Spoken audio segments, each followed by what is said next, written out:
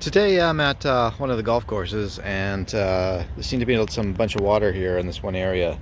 I dug it up and I found a sprinkler head there, and it didn't seem to be leaking there. And further investigation, I found an old quick coupler here.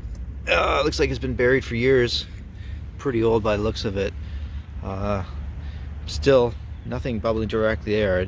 I moved the water away, and I did find that it does seem to be coming out of the ground around here, so it could be a connection underneath for one of these two things, or a possible T.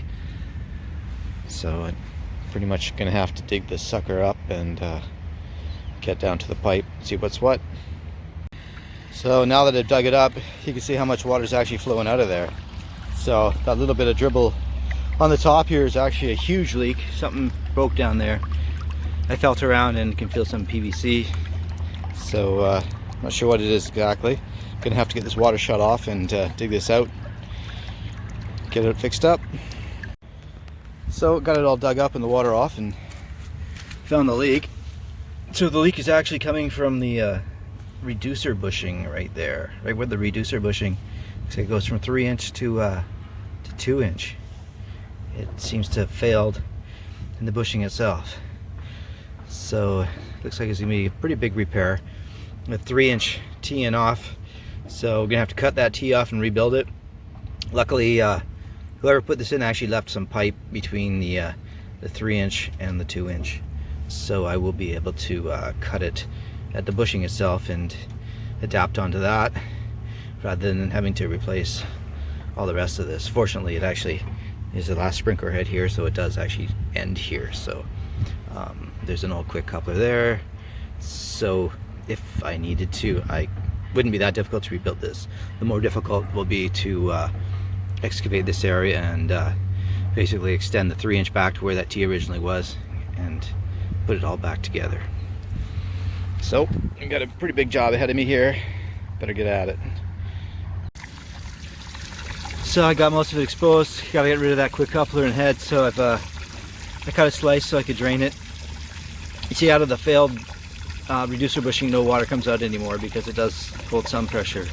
So give it a slice, get that out of the way. And also I noticed that these pipes aren't actually straight. There's a gasket there, gasketed fitting, which is very strange on a solvent weld system, but it's gasketed. So I can get rid of that, try to straighten this out. You can see it kind of curves there. So that might be part of this problem. There was too much stress put on that reducer bushing. Well, looks like it's slowing down. It's nice. Hopefully it stops completely. The valves are pretty old, so hopefully they close tight for me.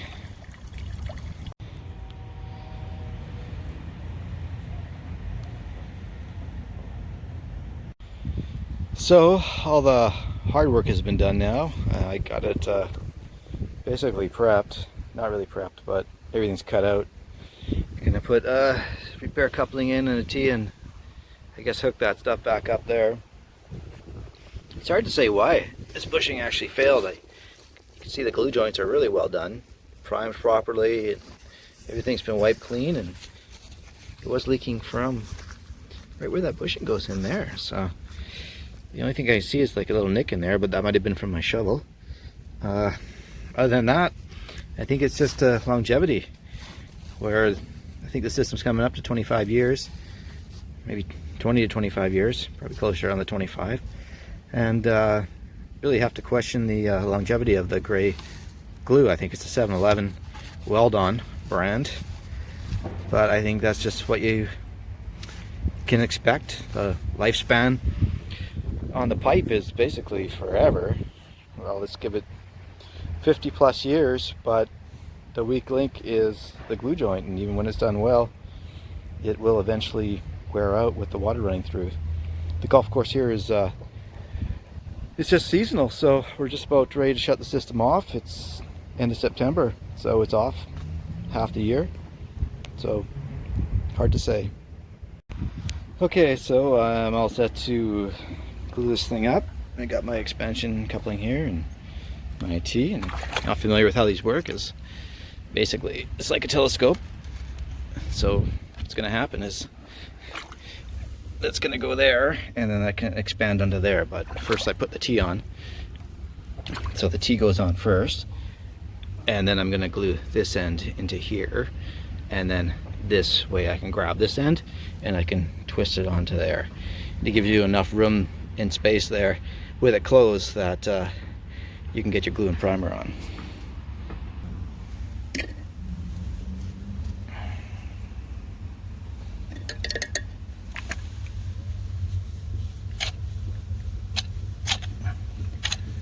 Starts the softening process, the pipe as well as the cleaner.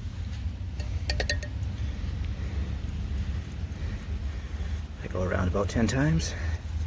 Sometimes you get a little bit of sand in there, and make sure you get all that out. I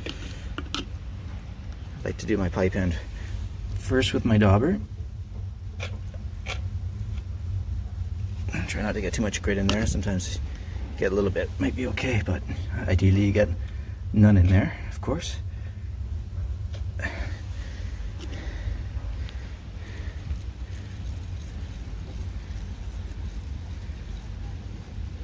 It's always good to double check. Usually on the non-dauber side, sometimes there's a space that doesn't get it. So I like to give it about a 90-degree turn.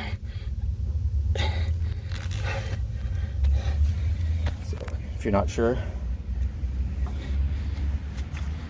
if you got it on enough, you can always get your shovel, give it a bit of a push. Okay, that's in good. And I usually have my gloves on. I usually just wipe it with my glove. I don't have my glove on, so anyway, if you have a rag, it's good to just wipe off that extra glue. What happens is if you leave glue there, it just slows down the curing process.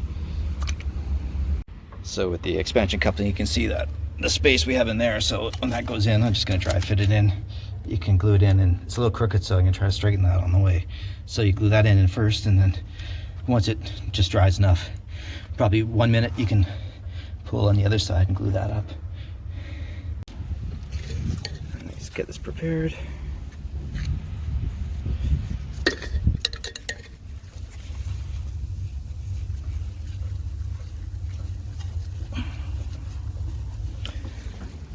I always put my boots on, my rubber boots on. This makes it so you don't have to worry about any water in there. If you don't have rubber boots, you can throw a valve box lid down in the water.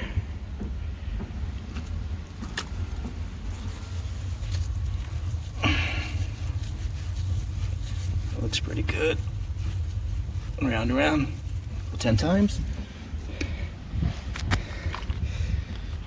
Sometimes it's hard to twist these, so just put it in, give it a bit of a twist.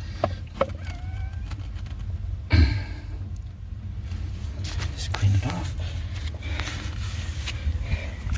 So you can have a little bit of a struggle here. It doesn't quite line up, so there's some flexibility in these. I might have to dig back a little bit to flex that pipe out. So what I did is I've dug back there, so that way I can use my shovel here and can flex this over like so.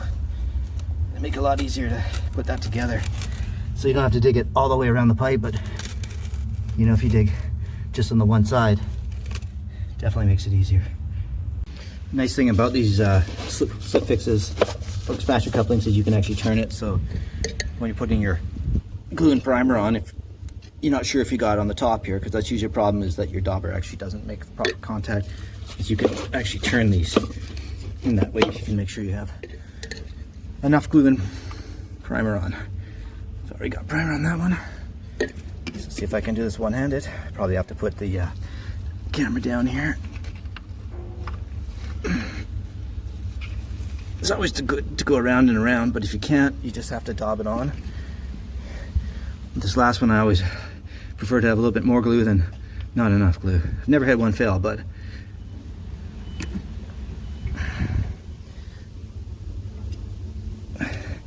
because you're restricted on your space here, so I go around and around, and if I give this a twist, I can make sure I get that bottom side well, or at least inspect it, as I see that it is a little bit light on the glue. Okay. Well, it's definitely not the prettiest one I've done, but I got in there with some struggle.